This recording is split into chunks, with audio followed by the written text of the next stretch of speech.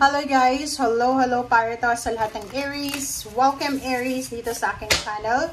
Kapalaran 888. Alamin natin Aries kung anong message, guidance para sa iyo ngayong buwan ng April in general. Peridot. Okay, life lessons. Wow, Aries.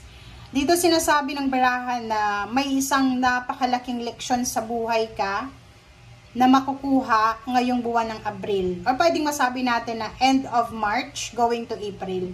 Nakikita ko sa iyo dito na makakalaya ka sa mga paulit-ulit na negative patterns na nangyayari sa buhay mo. Di ba yung parang problema sa pera, problema sa relationship, sa trabaho, yung paulit-ulit lang. Nakasurvive ka, na-overcome mo. Next month, ganun naman. So, dito sinasabi, you just need to pray and know the lesson and the blessings na dala-dala na kung ano man na tong pagsubok na pinagdadaanan mo. And you will survive and you will overcome it. Okay?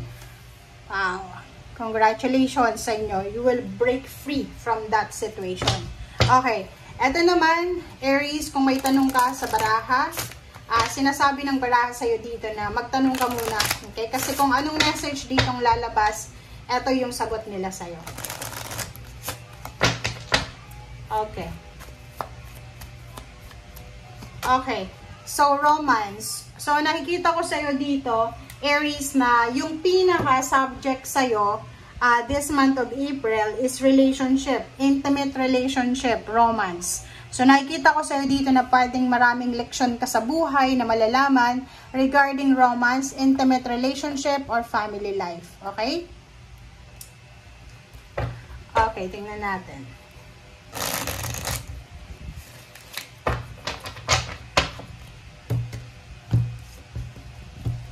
Para to sa lahat ng Leo ha. Aries. Nako, Leo, ba't pumasok ka sa Aries? Okay, Aries. Aries, 5 of Swords. Ang 5 of Swords na to is needed to. Okay? Kung makikita mo dito, life lesson. So, sinasabi sa'yo, Aries, na yung mga nangyayaring paulit-ulit sa buhay mo ay may gustong ipahiwatig dyan ng universe. Kaya nga paulit-ulit yan kasi hanggat hindi tayo natututo, walang lesson tayong natututunan, uulit-ulitin yan ng tadhana. So, dito sinasabi, may mga kailangan kang i-give up. It's either relationship, it's either mindset, it's either unhealthy habits, unhealthy relationship, unhealthy connection, bisyo, or anything na negative, or anything na hindi maganda sa isip, sa puso, sa katawan, sa pera, sa spiritual. Okay. Dito sinasabi ng baraha, once na isinuko mo niyan, once na inalis mo na yan sa buhay mo, magiging sobrang tahimik yung buhay mo. So, parang sinasabi dito, like for example sa health, mayroon kang mga unhealthy habits na ginagawa. Pag ito ay inalis mo na, magiging sobrang healthy ka, magiging peaceful ka, makakatulog ka ng maayos. Like kape. Halimbawa, bawal sa'yo yung kape kasi hindi ka makatulog, may insomnia ka, tapos kape ka ng kape. Siyempre, hindi ka makakatulog sa gabi. Kasi natitrigger nun yung caffeine, diba? So, dito sinasabi, i-give up mo yung kape para matahimik ka, makatulog ka sa gabi, maalis yung mga, diba? Mga bagay-bagay na nagiging epekto ng kape. Parang ganun lang. Okay? Sa relationship din, since may romance dito, may mga negative tayong traits, may mga negative tayong ugali regarding karelasyon. Isipin mo, Aries, na yung relationship is composed siya ng dalawang taong nagmamahalan. So, sabihin natin na ang relationship hindi siya mag-work, na isa lang yung nagtatrabaho dito. So, make sure na dalawa kayong nagtutulungan para i-work out yung mga relationship niyo. Okay. Diba? Kakasabi ko lang kailangan natin na patahimikan ang ating relationship. Kasi yun ang focus mo pwedeng magkaroon ka ng hindi magandang pagkakaunawaan sa karelasyon mo, sa girlfriend, boyfriend, or posibleng sa asawa or partner. But, nakikita ko sa'yo dito na anuman ang mga pinagdaanan, anuman ang pagsubok ang pinagdaanan nyo, with your partner, with your parents, with your siblings, with your friends, ay posibleng ma-overcome nyo yan. Okay? So, ibig sabihin yan, lahat ng pinagdaanan nyo ay maayos yan. Okay? Lahat ng pinagdaanan nyo ay matatapos yan. And it will turns out positive. Magsi-celebrate ka ngayong April, pwedeng end of March. Doon sa mga Aries na magbe-birthday, happy birthday sa inyong lahat. Pwedeng ito siya, 'di ba? After all the struggles, after all the misunderstanding, andito ka na, release, and nandito ka na sa new beginnings, 'di ba? So release number 13-4, dito sinasabi na it's either karmic contract ang posibleng matatapos na, magbabago yung buhay mo, makakalaya ka na sa kung ano man na stagnant, ano man na restricted na situation na meron ka.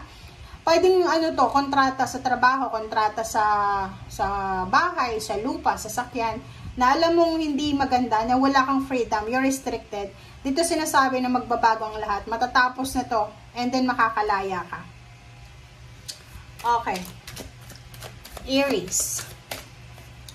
Okay, Knight of Water. So, sa relationship, if you're single, lalo yung mga babaeng Aries, kayo ay posibleng makatagpo ng isang tao, is either water sign, Pisces, Scorpion, Cancer, na pwedeng mag-alay sa inyo ng relationship or love life.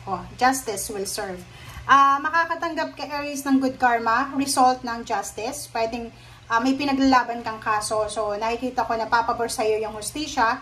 Fairness, the law of karma. So, kung ano yung ibinigay mo, yun din ang sagot sa'yo. Okay? So, yun. Contract signing. And, yun. New job. So, nakikita ko sa'yo dito na makakatanggap ka ng job offer. Pwedeng pipirma ka ng kontrata para sa isang company, sa isang business, sa isang trabaho.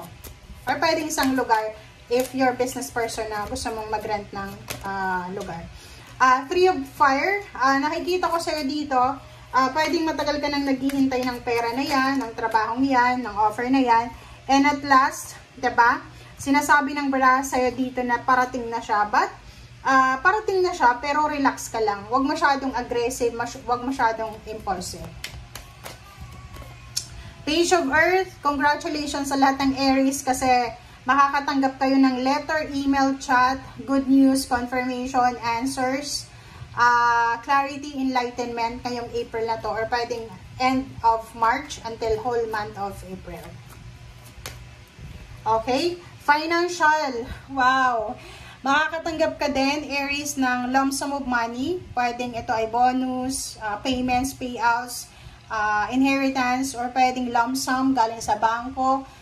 Pwedeng nanalo ka sa kaso, pwedeng ito ay payments sa mga gastos mo or anything. And last card natin is Six of Fire, victory and success. Congratulations sa inyong lahat, Aries. Kasi itong Six of Fire, it's all about success, recognition, yung self-esteem mo sobrang tataas. Nakikita ko na tagumpay, triumphant success, tagumpay lahat ng plano mo, you're successful, you did your job well, and nakikita ko na proud ka sa sarili mo. Okay? Thank you guys for watching. Bye!